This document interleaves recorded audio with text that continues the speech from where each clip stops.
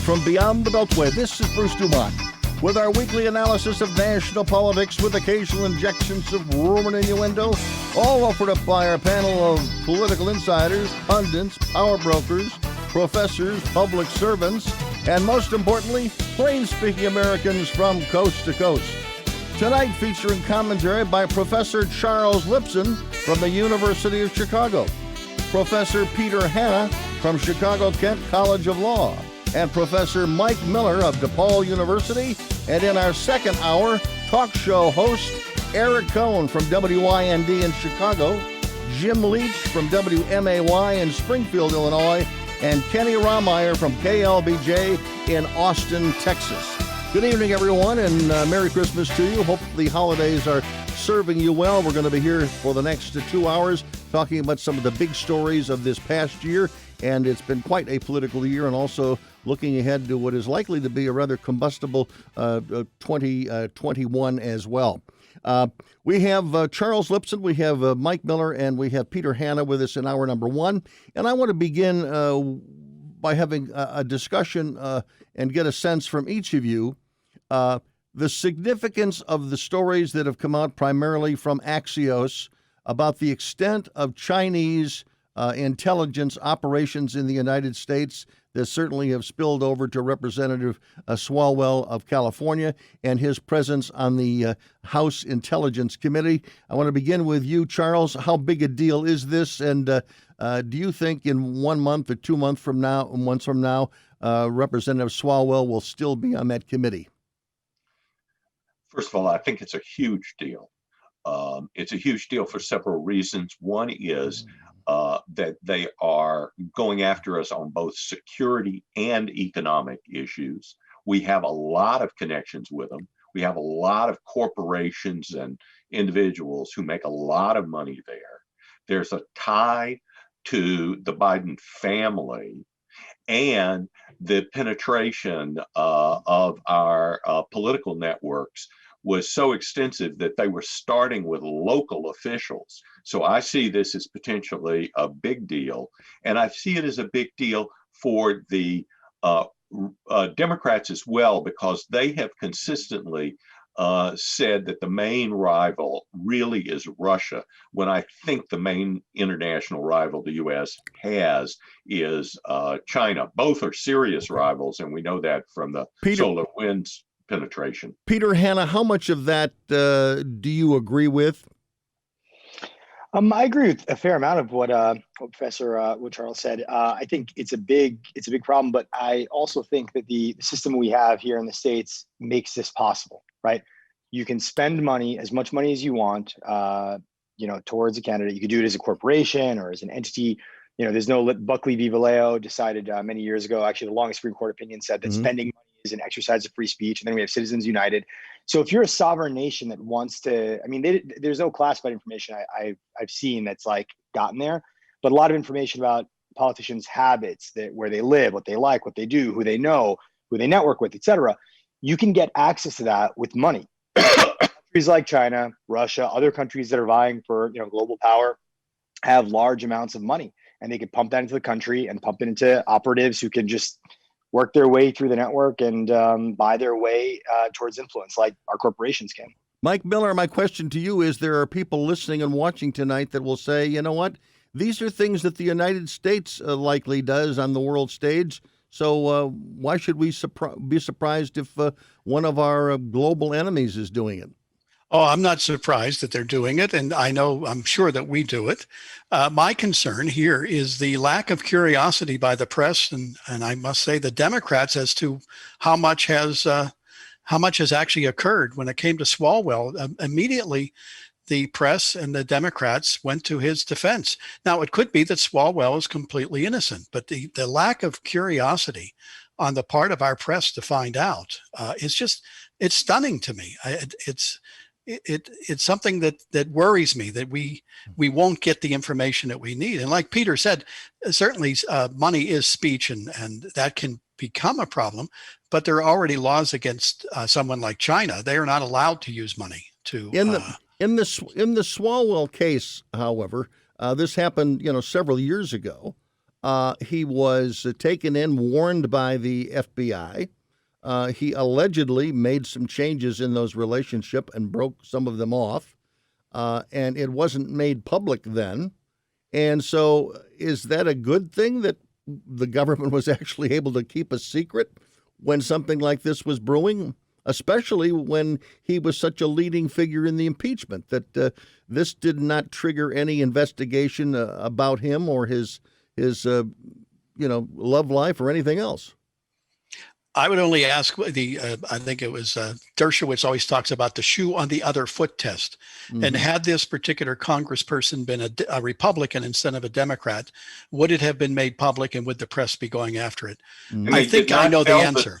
They did not tell the Gang of Eight about the problem. And since he's sitting on the Intelligence Committee now, they did not tell the senior Republican on the committee or the senior Republican in the House about it. I don't know if that's standard procedure. When you say they, you're talking about the FBI? No, I'm talking about Nancy Pelosi in this case. Mm-hmm. I assume, however, that when Grinnell came in at CIA, mm-hmm. he would have known it. And it's important to notice that neither he nor Ratcliffe disclosed that information. Well, but I guess my question too is that good news or bad news? I mean, we have information, at least in this case, the FBI was aware of it. They confronted Swalwell with it. He took some, corrective action, may not as corrective as anyone would like it to be. He stayed on the Intelligence Committee.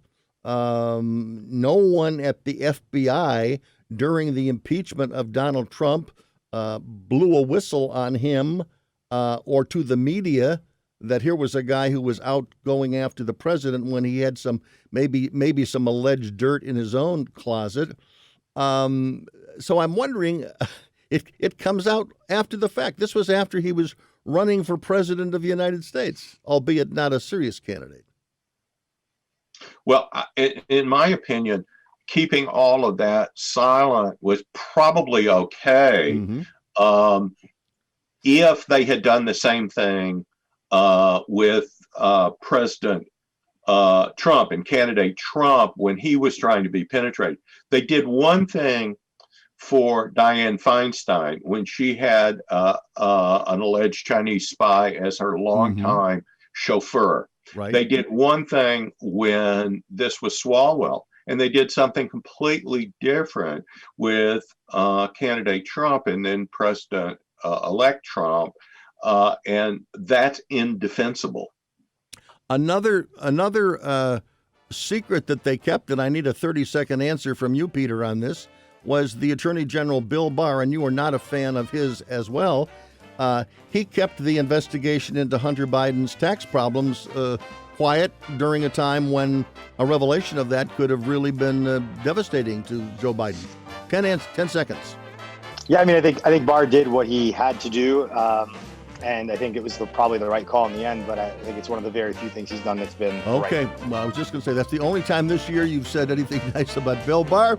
We'll be back with more conversation in a moment.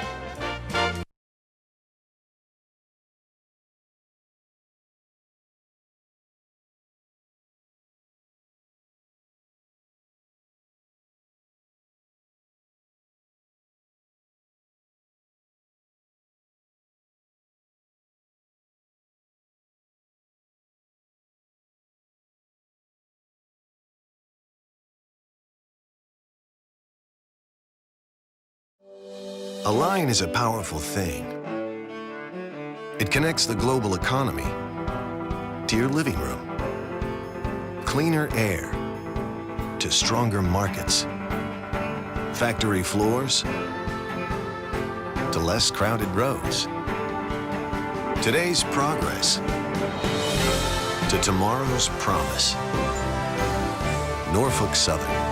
One line, infinite possibilities.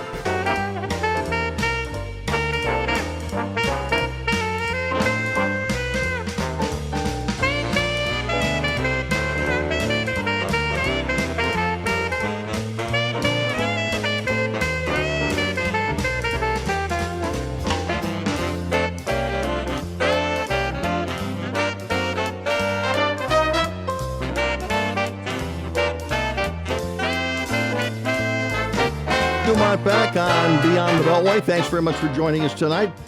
There are no phone calls as we are recorded. And one of the big issues that has popped up and is likely to spend a little more time, we'll be spending a little more time talking about it.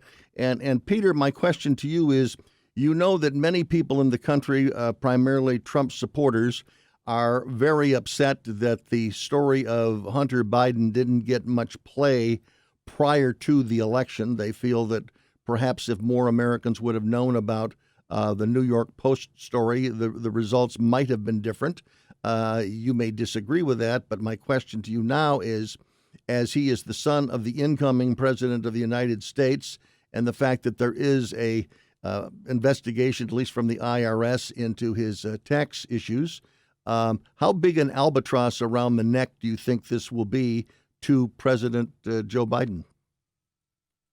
I think it's a real issue. I think if there was any sort of, put on the other headphone, if there was any sort of, criminality, obviously it's going to hang around. And I think nobody can doubt the Republicans' ability to take a non-issue and turn it into a seemingly multi-generational issue. But I think what Bill Barr recently said, and I mean, I find myself in a strange situation where I'm actually, referring to something he did in a positive. There's no need to convene a special counsel, Right. There's no need for any of that stuff. But I think Barr is, as much as he's a bad person, I think he's a very shrewd and smart person. And I think he realizes that if there is something here that they run down and they chase something that might be minor, that frankly a lot of politicians and their families can be accused of, there's a dangerous precedent for hyper politicizing the DOJ against, presidential and other candidates. So, that plays both ways. The next attorney general will have the same opportunity to do the same thing to other people. And I think might be the first line I've seen Bill Barr ethically decide and prudently decide not to cross. Mike Miller, I'll let you take a shot at some of Peter's derogatory comments about the Attorney General. But first, I want to deal with the difficulty that any incoming Attorney General is going to have. Is it possible that they will have to recuse themselves in any way? Wouldn't that be something? And I remember when the attorney generals for Mr. Trump, they were always accused of being his attorney instead of the attorney general. Uh-huh. And it sounds to me like the issue here is, well, maybe Joe Biden will have his own attorney in the form of the attorney general. Things that Mr. Trump was accused of with regard to Russia, Peter simply dismisses because it happens to be Biden and maybe China. And there's certainly more evidence that there could have been something with Hunter Biden, his uncle Jim, and Mr. Biden himself, that he could have received money and maybe it wasn't declared on his tax returns. We don't know. We also saw an unbelievable amount of lack of curiosity on part of the press regarding a business partner who has emails directly and text messages directly from Hunter Biden and his brother Jim and so forth, a guy named Bob Alinsky, and the press completely ignores it. I just find over the past year, the behavior of the press on the news side, I don't care about the op-ed side, but on the news side has been staggeringly upsetting because we never know what the truth will be, because it seems like the press will be the mouthpiece, Peter, in the Biden administration. In the case as a man of the law, I mean, in the case of the allegations against Mr. Biden, Hunter, and the comments of Mr. Bobolinsky, which was all part of a story in the New York Post that has been spiked by all other major news media. Yeah.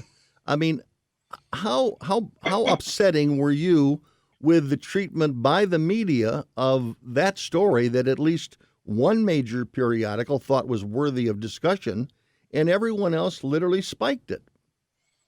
Yeah, there's a lot to unpack there. I'm tempted to take the low-hanging fruit and question whether the New York Post is a major periodical, but I won't. Oh, wow. Okay. Why do you say things like that? Come on. Okay. Personal attack is not the way to do it. I Go didn't ahead, know Peter. it was a person, but I guess Oh, I've got. okay. So just to finish the point without being interrupted, I'll say this, right? The story should have gotten more play to the extent that it was relevant and newsworthy and had a bearing on, Biden's presidency or candidacy. I just don't think it really did. it is very alarming to me that news media and, a lot of the internet Silicon Valley folks basically, as you spiked it. Very alarming. But to Mike's point about, I don't know, Mike, if you watched my appearances in the show, but I never really thought a ton about like Russiagate. I really thought it was basically the Democrats' excuse to sort of avoid any sort of qualitative discussion or assessment of their own failures under Obama and before. And Bruce knows that. I agree with that. Episode of the show that I've been on. So please don't categorize me as like some sort of. I wasn't directly at you. You're interrupting me a second time as like some sort of Okay. scarecrow liberal to attack. I'm not that person, and I won't characterize you as a mindless, gormless, clueless person who just absorbs and reiterates and regurgitates everything Donald Trump says. We'll give each other that courtesy and respect. Because he doesn't. By the way, let me speak in. Very clever. Very clever how you did that. Mike does. Like Mike does not. He does not fit that bill either. He did not vote for Donald Trump, at least the first time around, and has been critical. So let me just put both of those things in context. But again, Mike, going back to a specific thing, I want to go back. Did you see the interview between Tucker Carlson and Bobolinsky for almost an hour on Fox News, well before the election? Yes. Were you? I did it as well. I saw it the night it was broadcast. Charles, did you see that as well? Charles, did you see that interview with Bobolinsky? I thought it was extremely newsworthy. Okay, so my question to you, Peter, is why was that not newsworthy other than to those who watched Fox News? Because I thought it was a bombshell interview, and nobody picked it up. And it directly involved the presidential candidate. He wasn't just talking about Tucker. No. I mean, Tucker wasn't just talking with Bobolinsky about Hunter and James. This put Joe Biden directly in the picture. Okay. So question to you, Peter, your reaction to it. My reaction is it should have gotten more play. Okay.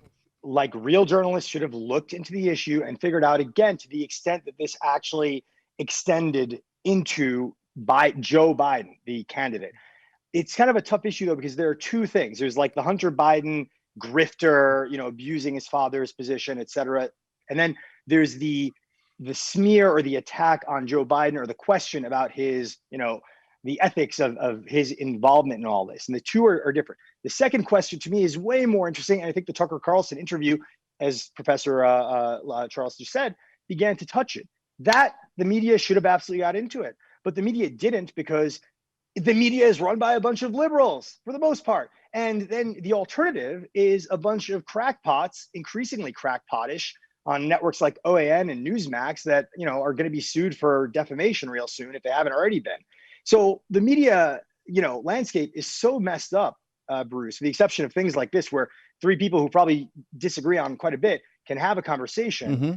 Media is not interested anymore in getting to the truth on both sides. The media is interested in advocating its views and speaking to its audience, feeding its audience what it wants to hear. But can you agree, because you dismissed the New York Post, you dismissed Fox News, or at least the interview, although you said it needed more support.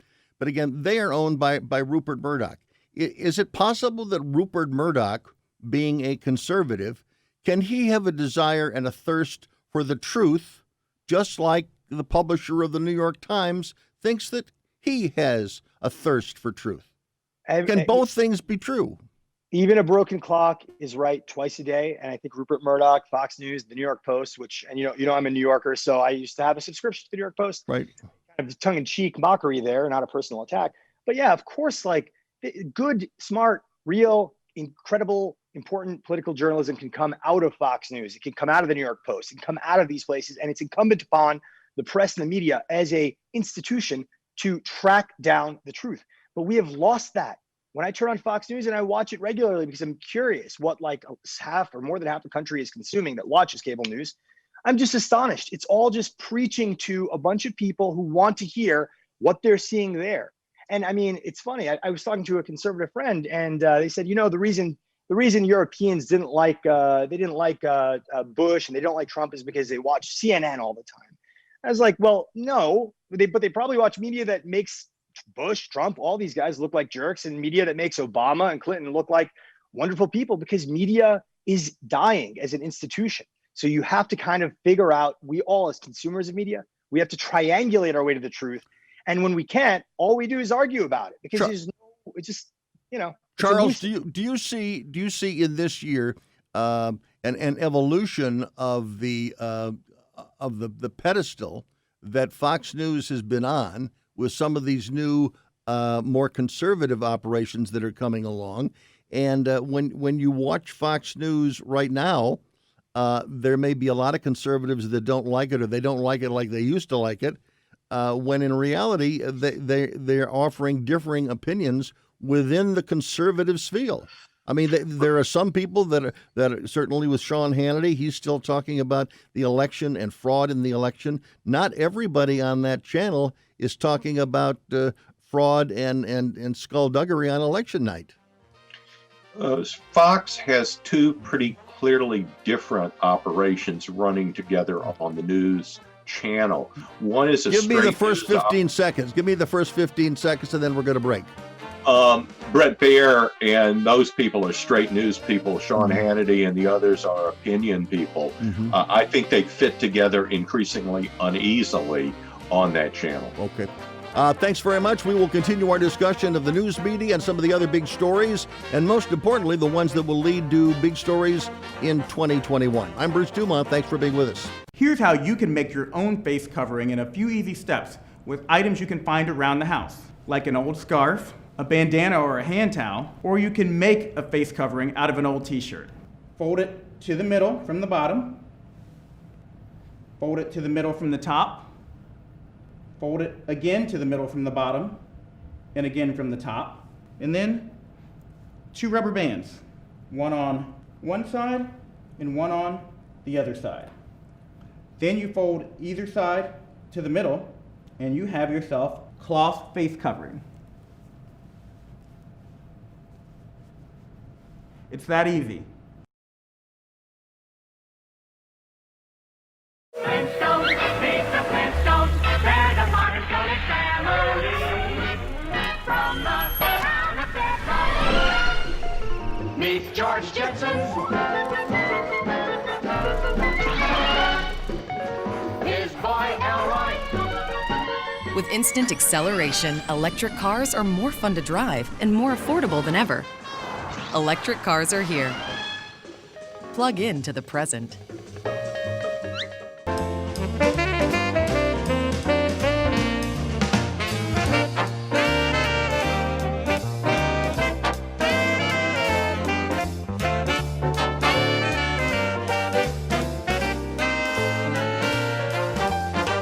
Bruce DuMont back on Beyond the Beltway. Thanks very much for joining us. We hope that you have had a Merry Christmas wherever you are watching or listening to this show this evening. And again, as New Year's Eve heads to us, we hope that you'll be safe and sane in all your travels and your celebrations. And again, to many people out there, you will not be able to be with your loved ones because the governor of a state or the mayor of a municipality has told you to stay home and the hell with your family. But some of you will be following that dictate. Some will not. I want to take a moment now to also mention something before we introduce our guests. I want to remind everybody that the website to find this program is Beyond the Beltway, beyondthebeltway.com. If you're looking for us on Facebook, look at Beyond the Beltway, Bruce DuMont. If you're looking for us on YouTube, that's where you find it. If you're listening to the audio portion, you go to beyondthebeltway.com, or you continue to listen on America's great radio stations where many of you are listening to this program this evening. However, if you are a subscriber and you listen to this program on Sirius XM, tonight will be the last night you will hear this program on Sirius XM. Next week on January 3rd, you're going to, if you're listening on Sirius XM, you're going to have to look someplace else for us, and that's why you go to beyondthebeltway.com, and we will tell you how you can listen to this program, how you can watch the program, But again, if you're listening on Sirius XM, again, you've got to make a little adjustment on Sunday night when this program comes on. BeyondTheBeltway.com, you can find where we are all the time there, and we'll point you in the right direction. Now we are going to let each of our guests take a moment to introduce themselves, and we're going to begin with Mike Miller of DePaul University. Mike? I can't hear you, Mike. Did you turn your mic? There we go. We unmute. Okay. Okay. I'm an economist at DePaul. I've been there for the past 41 years, and I must say that maybe Charles feels the same way. Teaching young students, putting into their minds the economic way of thinking is one of the great delights of having such a wonderful career. Okay. And Peter Hanna.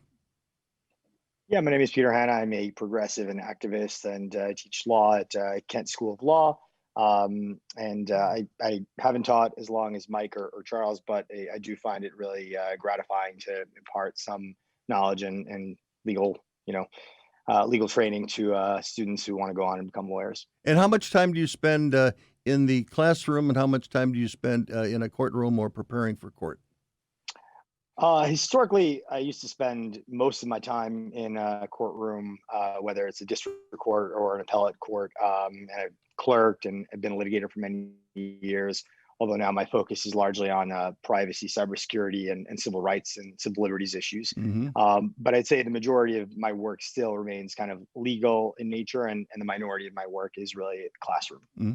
Although I haven't been in a classroom in, more than a year at this point, but I have taught remotely. So similar effect. Charles Lipson, tell us a little bit about your background.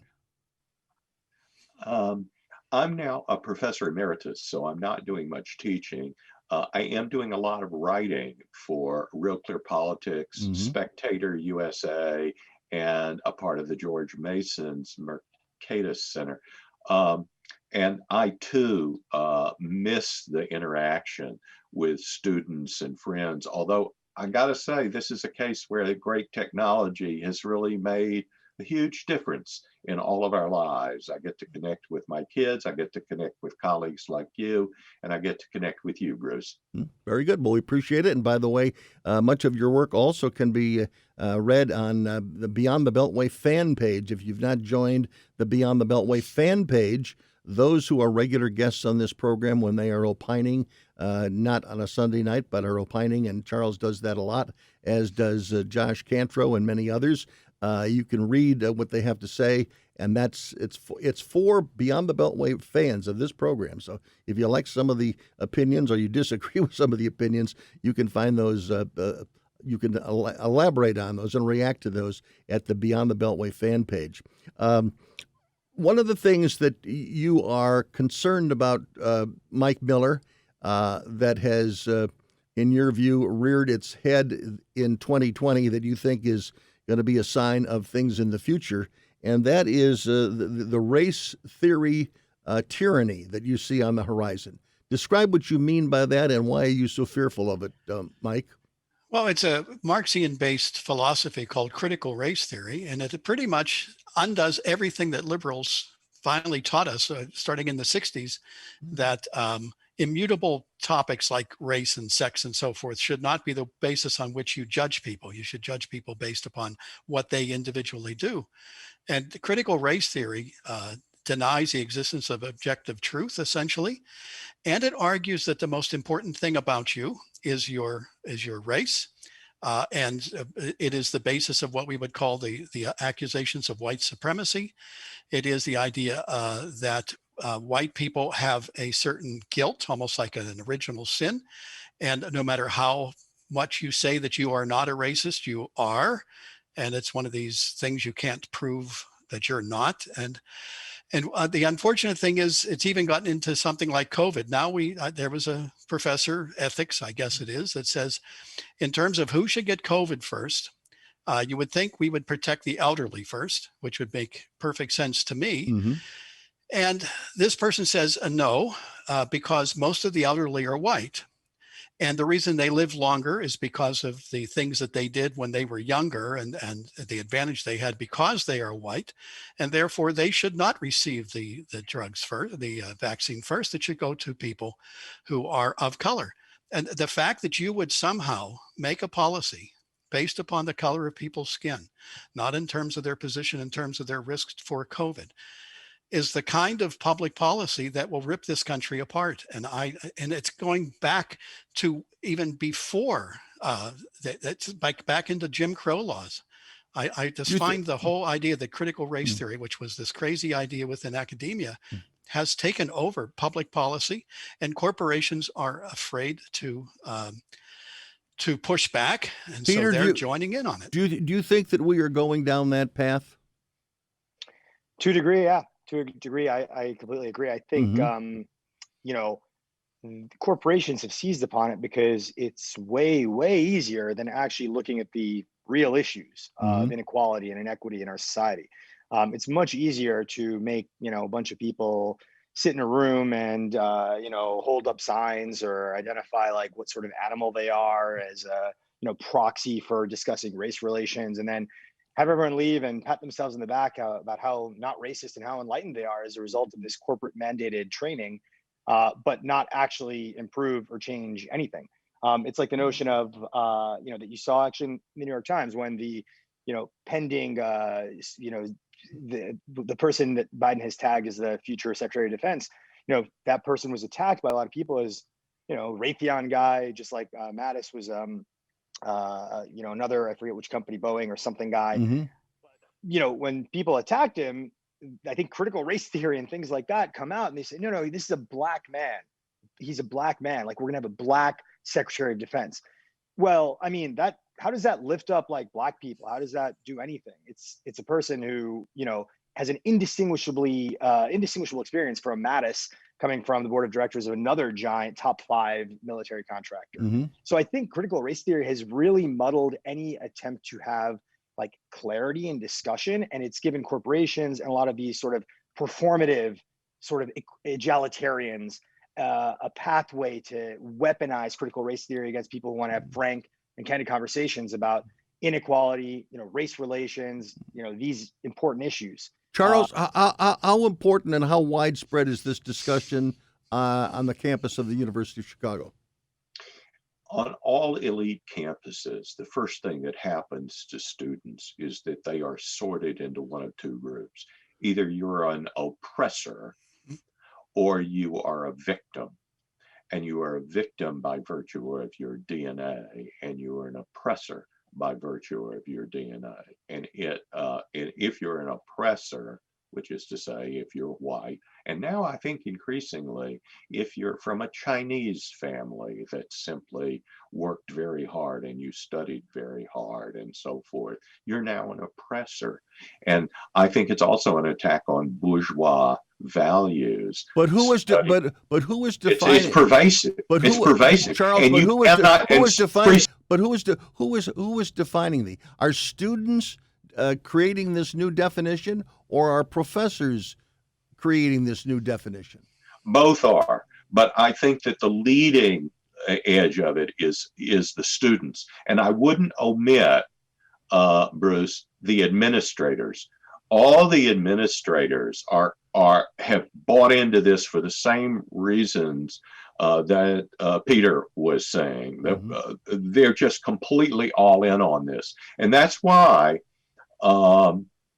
the issue of free speech on campus has become so important. Because if you say something like I'm just saying now, it can actually be stopped. And what you saw with the big social media platforms shutting down discussion that they didn't like was all of this moving now into social media. It's already moved into regular media. It's metastasized from the university. And I've got to tell you, there's going to be huge pushback against this. And the astounding thing, Bruce, is professors have these ideas that we talk about all kinds of things behind closed doors, and we talk about ideas. Students do not have the wisdom of time or an age to take these and say, well, maybe I need to season this with my other experiences and so forth before I would fully embrace such crazy nonsense. And students have gone out of universities and they've gone into corporations, and they've pushed for this kind of nonsense. And when we come back, talking about when we come back, I want to also talk about the role foundations in pushing this. When we do that, I'm Bruce DuMont. This is Beyond the Beltway. Thanks for joining us.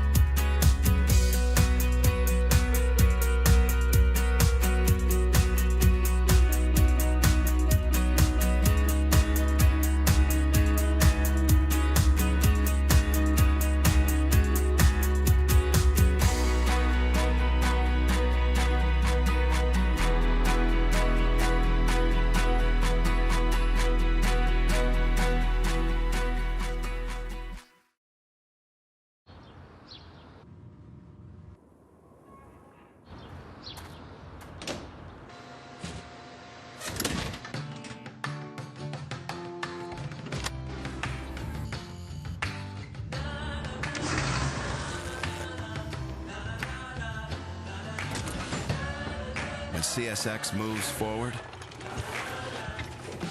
so do the rest of us.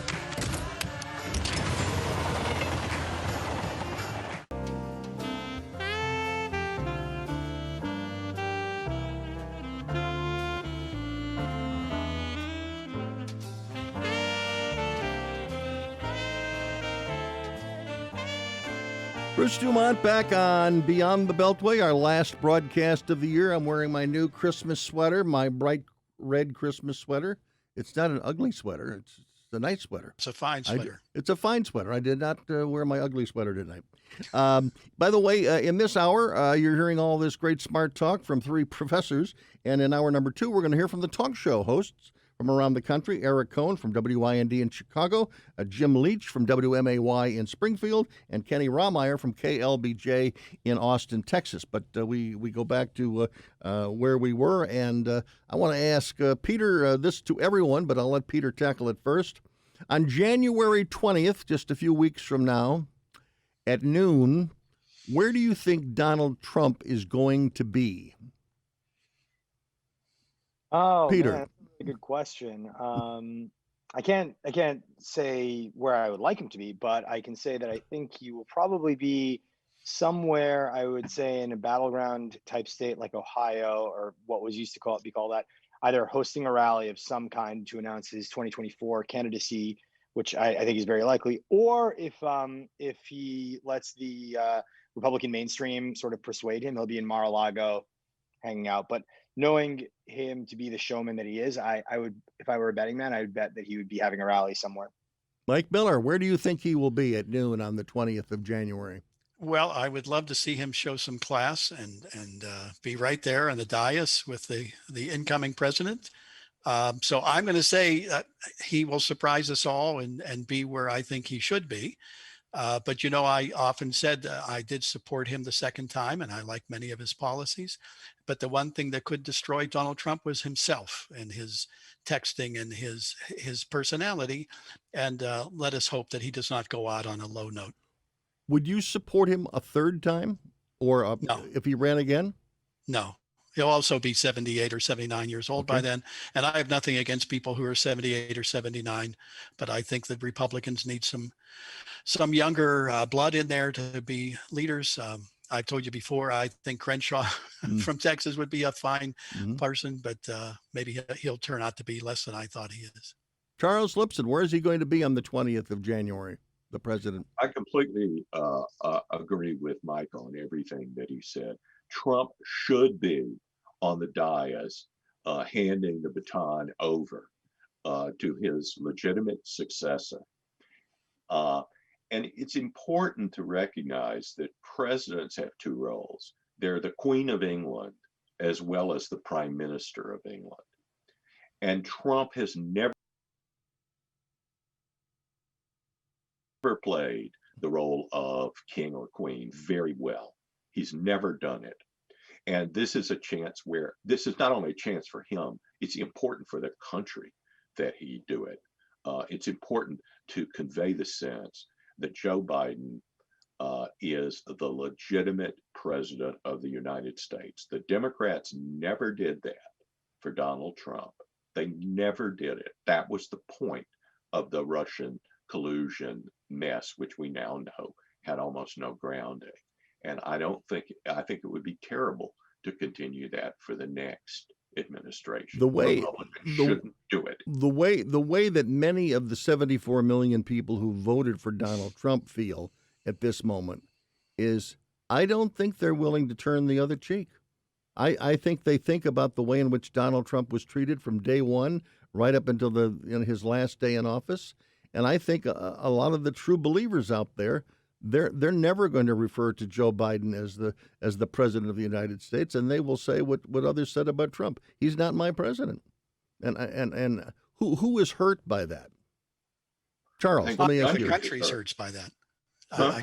Go ahead, I think Mike. the country is hurt by that, and for what it's worth, like Peter was saying, I'm not one of those Republicans. Mr. Biden is going to be my president, just like Mr. Obama was. I didn't care for his policies or him personally, but he was my president, and I endorse him. I hope that the Republicans will not have a resistance. That was what was so awful, Mike. That was what was so awful about Trump claiming that Obama wasn't born in the United States. Yeah. Because again, this is not something that's just one party or the other party. This is an emerging feature of American politics where the other side is not viewed as the loyal opposition. It's viewed as the illegitimate enemy. Right. And this is bad news in a democracy. Absolutely. Peter, my question to you is, you have described yourself as a progressive. There's a lot of progressives that, goal number one was to get rid of Donald Trump. But again, in the back of your mind and in the back of the minds of many progressives, you're a little worried maybe when you look at this cabinet in waiting right now, that it looks too wishy-washy, that it doesn't have a progressive feel to it. Are you worried that you're going to be disappointed? Yeah, I mean, I wish a lot of the accusations on the other side of Biden being some sort of like leftist, socialist, progressive were even remotely accurate. Donald Trump picked a military contractor to be the Secretary of Defense. Joe Biden did. The thing, I think the biggest trick that really all of us, most Americans have fallen for, the media has perpetrated, is that there is like a ton of like daylight between the establishment Republican Party and the establishment Democratic Party. There isn't. Like, make no mistake. These are parties that are, I think, captured by money, captured by corporate interests, and that's who and what they serve. So when I look at the Biden appointees, Pete Buttigieg is the Secretary of Transportation. I mean, what a joke. The one thing I think to myself is, at least, I don't know, Mike or Charles, if you know, my undergrad studies were in electrical engineering. I am a hard scientist by training, and my parents are engineers. And actually, both my dad and my sister worked for the New York City Department of Transportation, New York City MTA, Metropolitan Transportation Authority. And transportation establishments are full of really technical-minded people. They're going to laugh at Pete Buttigieg. He better have a really good deputy who knows like their stuff, because it's a joke. So that's a joke. So many of these appointments are terrible. The only bright spot for me is that he named Marcia Fudge, I guess, to HUD, because that is where liberals put Black people, I guess, to show the world how diverse. We've got to pause. And by the way, on that, I would just say, Peter, you are talking like a new Democrat on the program this evening. It's a pleasure. You are a great old Democrat. But again, we thank you very much for joining us tonight. Peter Hanna and Charles Lipson, and of course, Mike Miller. We thank you all for joining us on Beyond the Beltway. Randall Betcher and also Connor McKnight helped make this program possible. I'm Bruce DuMont. Not wearing a mask in public is like not wearing a seatbelt because no one else is. Or not wearing a life jacket because it's uncomfortable. Or not wearing a helmet because it's just one play. Or not putting me in a car seat because we're only going down the block. A mask is like anything that keeps us safe. It only works if you wear it. So wear a mask when you're out in public, because we're all safer and stronger when we go all in. Illinois. Today, fresh fruits and vegetables will go from a field in California to a grocer in Miami. A bottle of beer from Eagle Pass will journey to a restaurant in Manhattan. A 2x4 in Oregon will find its way to a townhome in Denver. A hybrid will say goodbye to Detroit and hello to a showroom in Austin.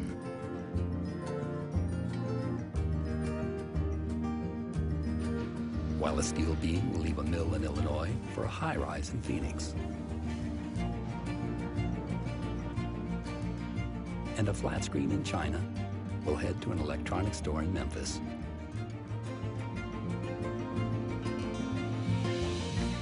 Because today, as every day, wherever you find business, you'll find us.